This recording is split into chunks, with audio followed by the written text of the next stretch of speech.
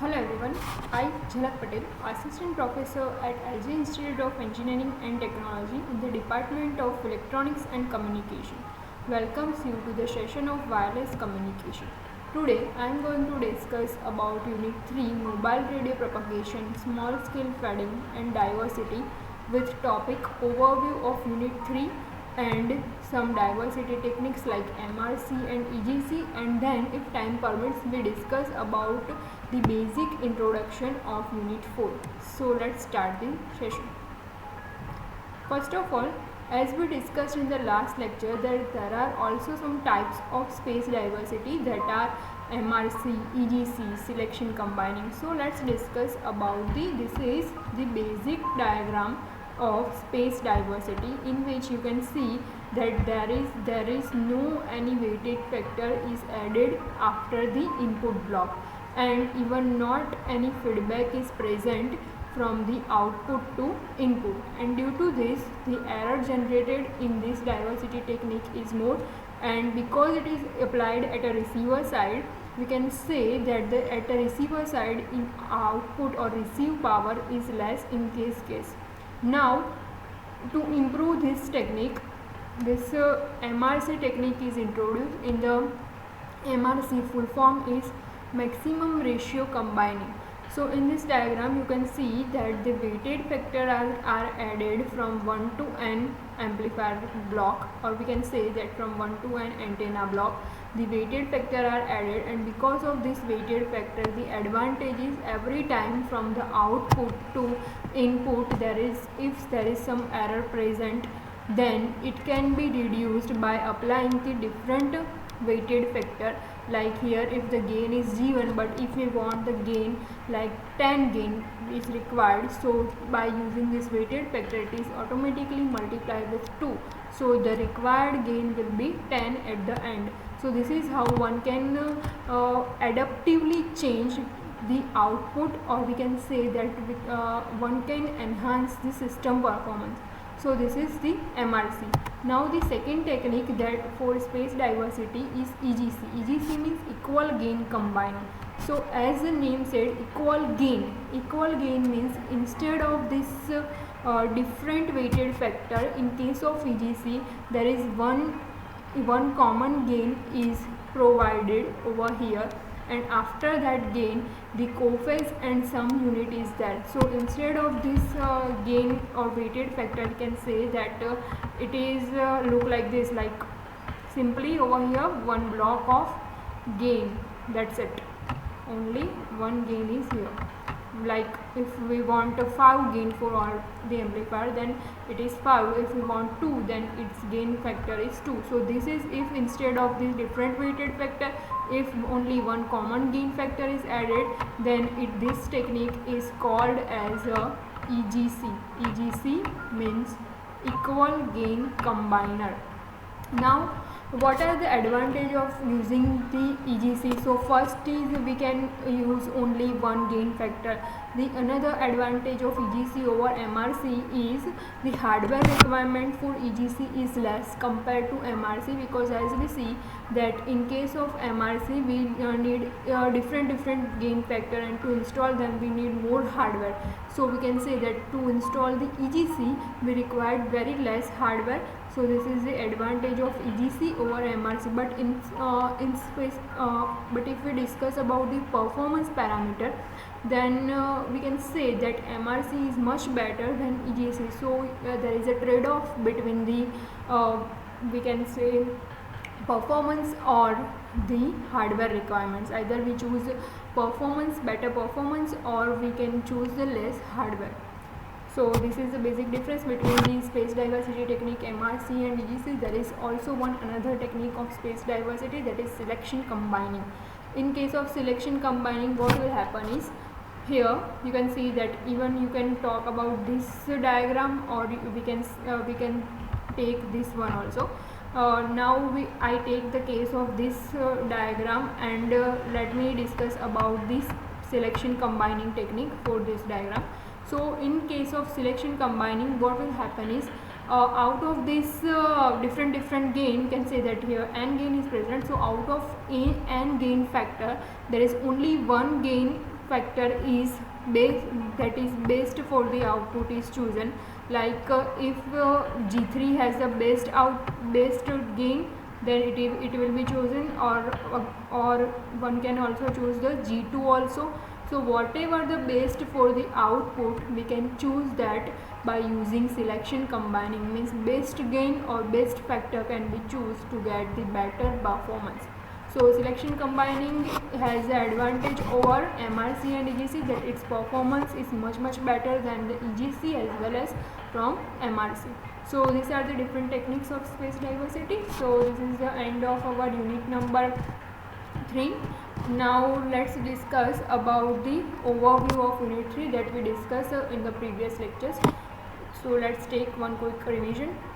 In this chapter earlier we have seen that the reflection and its model. So basic propagation methods are discussed: reflection, diffraction and scattering. Reflection will occur when the wavelength is very short and the surface is flat surface between transmitter and receiver, and its model is ray ground reflection model. In case of ray ground reflection model, we have taken this case between transmitter and receiver.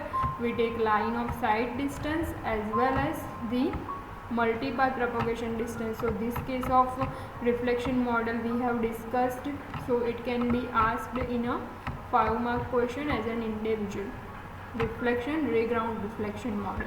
Then we discuss about the diffraction and knife edge diffraction model. So first of all, diffraction will occur that when the surface is obstructed, or we can say that uneven surface is there between transmitter and receiver. Then we discuss about the knife edge diffraction model. In case of knife edge diffraction model, we discuss about the height of transmitter, height of receiver, its path difference and phase difference. Once we have find out the path difference, then using that equation we can easily find out the phase difference, because phase difference is the phase constant times path difference. So this is the second question that can be asked in a 5 or 7 marks. Knife edge diffraction model. This knife edge diffraction model can also be asked as an example in 7 marks. Next we discuss about the definition of scattering. One wave is scattered when it is inclined on some angle or in uneven surface and scattered in different direction.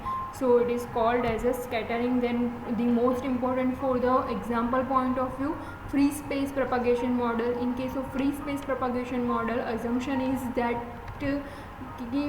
between transmitter and receiver there is a clear line of sight is present, and due to this clear line of sight, if one user want to calculate the received power, then simply the received power depends on PR is depends on the PT GT GR lambda square, means power of transmitter. It also depends on the gain of transmitter, gain of receiver also, so GT and GR, and it also depends on the wavelength and R. Here R is the distance between transmitter and receiver, or we can say that path between transmitter and receiver. So basically we can calculate the PR. If some user have the idea of receive power, then one can easily calculate the path loss, that is given by 4 pi d upon lambda square. If one want to use this formula in decibel, then it can be used as a 20 log of 4 pi d upon lambda or 10 log 4 pi d upon lambda square. So this topic is important for example point of view. Then we discuss about the path loss model. Again, this path loss model uses the same formula of path loss from free space propagation model. Then we discuss about the Gauss normal shadowing technique using the Gaussian graph and find out the variance and mean of it. Then we discuss about various indoor propagation model. Indoor propagation model means inside the building. We have discussed about the partition loss on the same floor, partition loss in the different floor. In both the cases we have discussed about the hard partition as well as soft partition. Like it depends on the reconfiguration. Like if reconfiguration is not possible, then it is a hard partition. If reconfiguration is possible, then it is called as a soft partition. Then we discuss about the path loss model and shadowing are the type of this indoor propagation model. Then discuss about the outdoor propagation model, means outside the building, or we can say that when terrain profile is considered, at that time outdoor model is generally preferred. So for outdoor propagation model we discussed about the Okamura model as well as Hata model. So Okamura model is important for the example purpose of in Okamura model we discuss about the L50, means attenuation and at the middle point. So this outdoor propagation model can be asked for numericals. Then from up to this topic, the chapter is on large scale mobile propagation. Now from fading onwards we discuss the chapter with small scale according. So in case of small scale, first topic that we discussed in the previous lectures is fading. Fading is mainly the fluctuations of signal. Then we discussed about the Farrell's upper bound. Farrell's upper bound is used to calculate the maximum propagation delay, or we can say that it is used to calculate the worst case delay. So in case of worst case delay, we find out the tau max value. Now again this tau max means time period. It depends on the distance and velocity, like distance upon velocity. So in that case the maximum distance means d max is calculated using the equation of free space propagation model, and in that free space propagation model this r is represented by d maximum in Farrell's upper bound. We have discussed the detailed in the previous lectures. So in this case you have to find out first d max, and then using the d max equation you have to find out the tau value. So this tau is called as a worst case delay time period. So the main purpose of Farrell's delay bound is nothing but to find out the worst case delay period. So this is again can be asked as a 5 marks question.